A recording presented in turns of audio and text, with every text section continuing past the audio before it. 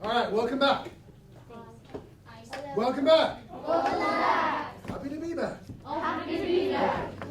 All right, so before lunch, we took an opportunity and we're reading our article called The Holocaust, Denmark, Resistance to Nazi Germany. We read it a couple times. I read it, you reread it to yourself, and then we started to ask some questions about the basic understandings of the text, the gist of the text, the key ideas, and some of the main ideas of the text itself. Then we reread it again, and I had you reread portions of the text to go deeper into that text, maybe where you couldn't exactly put your finger on the answer, but you had to think about it and refer back to the text. So we really did two different kind of separate reads to it. I want to go a little bit deeper into it this time, and I want to do a third read. But this third read, I want you to take, actually before we read the time, I want you to just take about a minute and a half, so about 90 seconds. And I don't need you to reread the whole thing because you've already read it, but I want you to skim it. I want you to skim through. We've been out to lunch, we've had some food, we've been running around. I want us to remind ourselves of the information that's in the text. So would you take about 90 seconds and reread, just skim it over again, go, yeah, I'm familiar with that information, and then we're going to get back into answering questions about the text, right? So 90 seconds, go. All right, so when you feel like you've refreshed, give me a thumbs up so I know we're ready to move on. When you feel you're ready, let me know.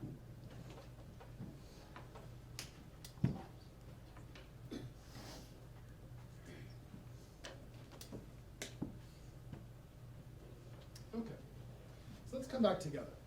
All right, so we kind of refreshed ourselves with it. So we're really talking about, this text is really talking about a couple of groups. We've got the Danish people from Denmark, or the Danes. We also have the Nazis, or the Germans, and of course we have some of the Jewish people that we're dealing with. But I want us to compare. Something that good readers do is they always kind of compare what some of the primary people or the characters actually are doing in the text itself. Well, this isn't a story, it has informational text. It certainly has people that we're talking about. So, how do the actions, what people are doing, of the Nazis differ from the actions of the Danish people? So, what's the difference between what the Nazis are doing and the Danish people are doing? You're going to find some of the answers in the text, but it's also, you're going to have to find information in your brain. But the heart of the matter is still going to be in the text itself. So here's your frame. Take about a minute or so and talk with your partner. And remember, there may be more than one answer. There isn't only one answer. So I'm going to call on multiple people today because I want to hear different opinions on how do the actions of the Nazis differ from the actions of the Danish people. Take 1 minute with your partner. Go.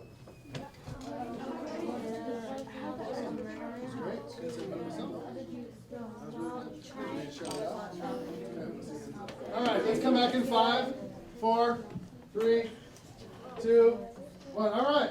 How do the actions of the Nazis differ from the actions of the Danish people? What did you discover here? How do the actions... All right, you want to help?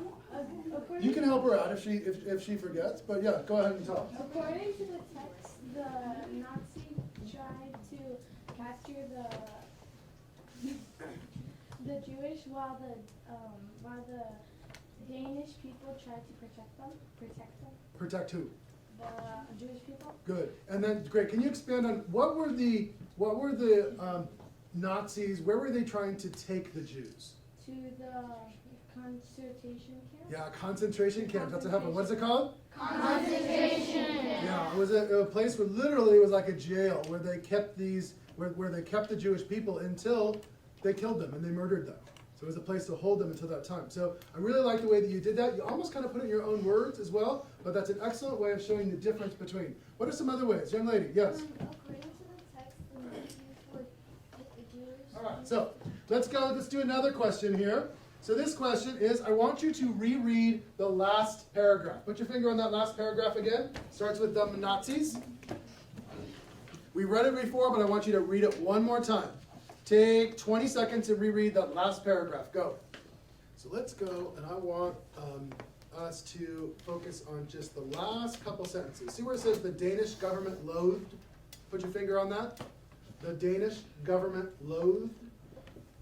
It says the Danish government loathed Nazis Germany's racist policies. They scoffed at the German phrase scoffed. Gosh, you guys, can you help me out? What do you think in context? What do you think scoffed means? It says they scoffed at the German phrase, the Jewish question.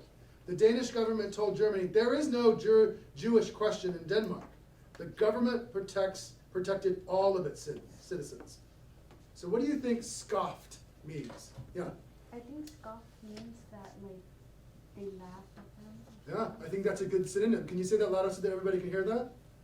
I think scoff means that they laugh.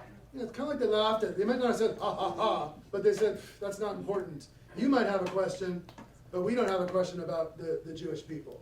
So they didn't take it seriously, or they laughed at would be a way to explain the term scoff. So here we go.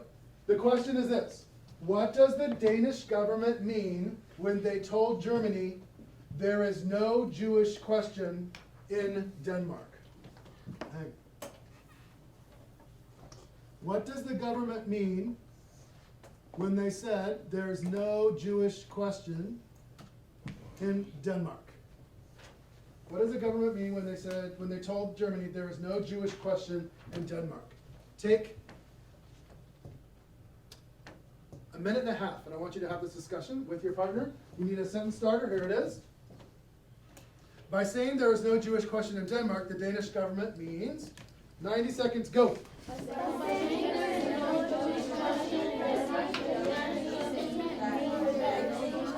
right, we ready to share out? All right, here we go. So, this is one that also requires some opinion. So, you can have your opinion, and your evidence from the text can still support you in it. So, what do you think? There's no Jewish question in Denmark. By saying there is no Jewish question in Denmark, what does the Danish government mean? Number 10. Where's my number 10? All right, number 10. By saying there's no Jewish question in Denmark, the Danish government means that they treat everyone, even if they're different races, the same. So, give me an example. Like, what do you mean? Like, they treat what race? They treat the Jewish people the same as everyone else. And do you think that the German people treat the Jewish people the same? Do you think I'm sorry, let me rephrase that in a more clear question. Do you think that the German people treat Jews the same way that the Danish people treat Jews? No. Right. Why? How do you know that? Because the German Nazi army is trying to Okay, great. Good, thank you. Yes, young man, go ahead. Why do you think, what does the Danish government mean when they say there is no Jewish question in Denmark? By saying there is no Jewish question in Denmark, the Danish government means that they want to protect Germany from the Jews want to protect themselves from Germany. The Danish Jews and the Danes want to protect him. Great, that's a good example. Yes, right here. By saying there is no Jewish question in Denmark, the Danish government means that the Jewish life should not be questioned by the Germans. Okay, great. Anybody else want to share? Yep. By saying there is no Jewish question in Denmark, the Danish government means you can't question them, you can't take them to the concentration camps. They're gonna stay here and not stay. That's final. Okay, all right, good. Well, I really like the way you guys are demonstrating a deeper understanding of this text by kind of sharing your own thoughts and your opinions, but still based upon the text. So, my next question is, what is something something interesting that you have learned from reading this text? Maybe there is something interesting that you have learned from reading this text. So what is it that you've learned, and why is it interesting? I learned that this is interesting because, take about 1 minute, talk with your partner. What did you learn, and why is it interesting? Go. All right, coming back in 5, 4, 3, 2-1. All right. So the question is, what is something interesting that you learned from reading this text? And so, what did you learn, and why is it interesting? So I was eavesdropping on one of your fellow students, and I would like to ask her, and then I'm going to call on a couple other people to share. What is something interesting that you learned from reading this text? Something interesting I learned was that the Danish people were hiding Jewish people away from Nazis. I found it very interesting because I didn't know about that, and they saved a lot of lives like that, and they could have been caught. All right, good. Thank you very much for sharing that.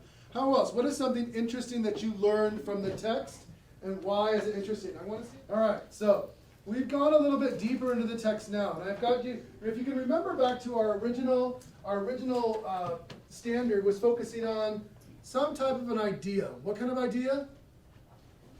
A central idea. Do you remember that? So if you can actually turn over your text. So on the back of the text, I want you to think about. Now, many of you can take notes in a number of different ways. Some of you like to jot down notes. Some of you like to draw diagrams or some types of graphic organizers to help you organize your thoughts. This is really up to you. But here's what I want you to think about. The central idea can also be called the main idea. It is the key, most important, and most basic message in the text. So our text has lots of messages, but it has one central idea or one main idea. It's the central message, the main message. What is the central idea of this article? Cite 2 pieces of evidence to support the central idea. So I want you to tell me, what do you believe the central idea is? And what are your 2 pieces of evidence that support the central idea? Now let me give you a heads up on what we're doing. I'm going to give you and your partner, I want you guys to do this together. Right? So you and your partner determine the central idea. You and your partner go back into the text and find evidence from the text that support that central idea. And then we're going to stand up and you're going to go share your thoughts with another person in the room that's not your partner. So we're going to stand up and move around. So everyone actually has to have this, but I want you and your partner to work together. So let me review this one more time. You and your partner work together to determine the central idea. And how many pieces of evidence? 2. How many? 2. 2 pieces of evidence from the text. When we're done with that, then I'm going to have you stand up, go and find somebody else, compare, and then we're actually going to end our day by doing a little bit of writing on this. All right, so I think that you and your partner need 4 minutes to do this. Can you do it? You and your partner, 4 minutes. What is the central idea of the text, and what are 2 pieces of evidence to support it? Just jot them down in a graphic organizer, whatever works for you. Central idea and 2 pieces of evidence. On your mark, get set, go.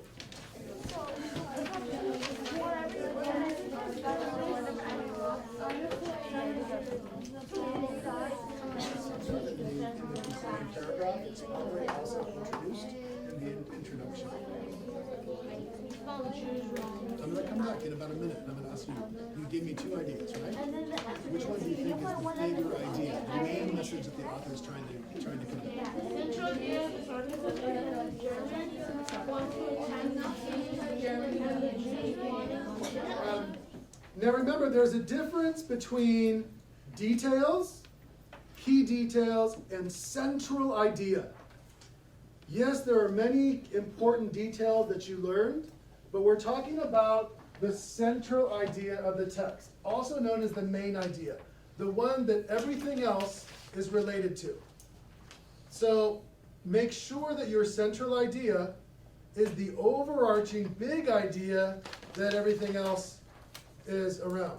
We can find, most of the time in informational text, we can find reference to the central idea in the title, in the introduction, and in the conclusion. So if you're struggling finding the main idea, or the central idea rather, those are places that you can go back and use the structure of the text to help you find that out. Continue working. I'm going to give you a couple more minutes to find, to work on this, and then we're going to, then we'll stand up and we'll share it out with a couple other people. All right, keep going. All right. One thing that I told you guys even before lunch was the more that you talk about what you've read, the more you're going to understand it, right? you've talked to the person sitting next to you. I think it's about time you talk to somebody else too. So here's what I want us to do. Incredibly quietly. Stand up. Stand in your chair. And stand behind your chair.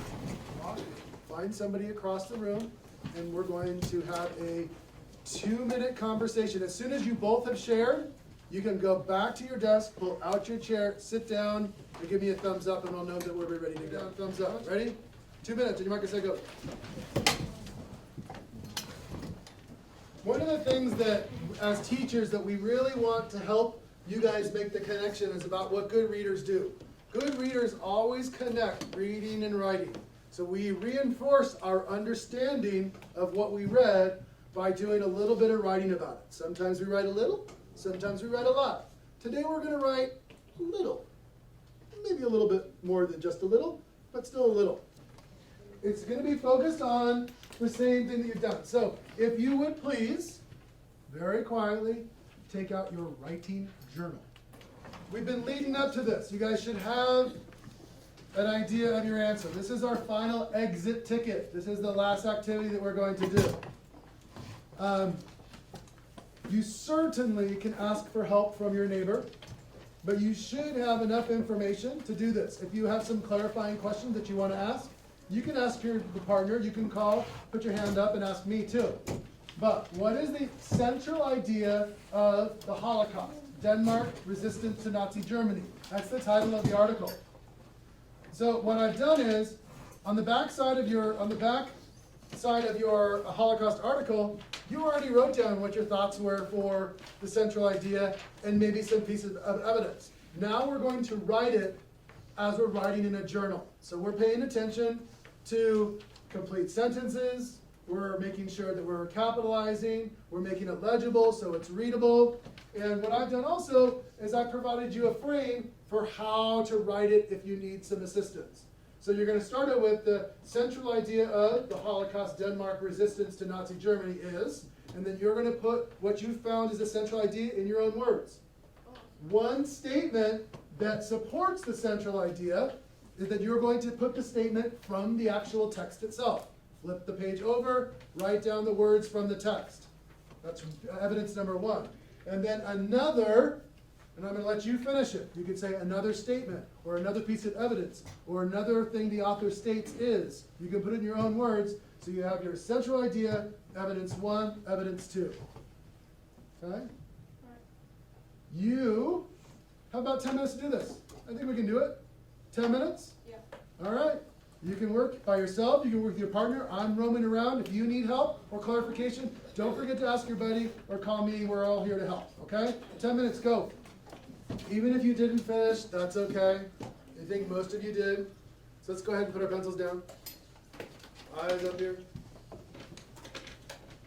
So today, our purpose for reading text, and you know we read informational text a little bit differently.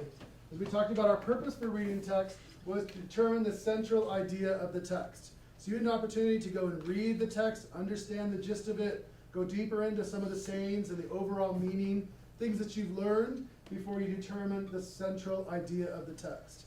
Who can help us out with what is the central idea of this text? Yes? The central idea is that the Danes would try and do everything that they could to save the Jews. And save the Jews from? The Nazis. Yeah. So that's one of the main overarching central ideas. And there's lots of different evidence that we can see from the text. So I appreciate you helping us to identify that central idea. And did you answer questions using evidence from the text to support your answers? Did you? Yes. Heck yeah, you did. I like the way you guys went back to that text, you found it, you jotted it down, and you put it in writing. So next time that you are reading informational text with your teacher or even on your own, just be thinking about it. It's okay. Good readers, we read, they go back into the text, they try to find evidence, and they try to find what meaning it has for them. So let's do this. Take your 10-minute journals, close them.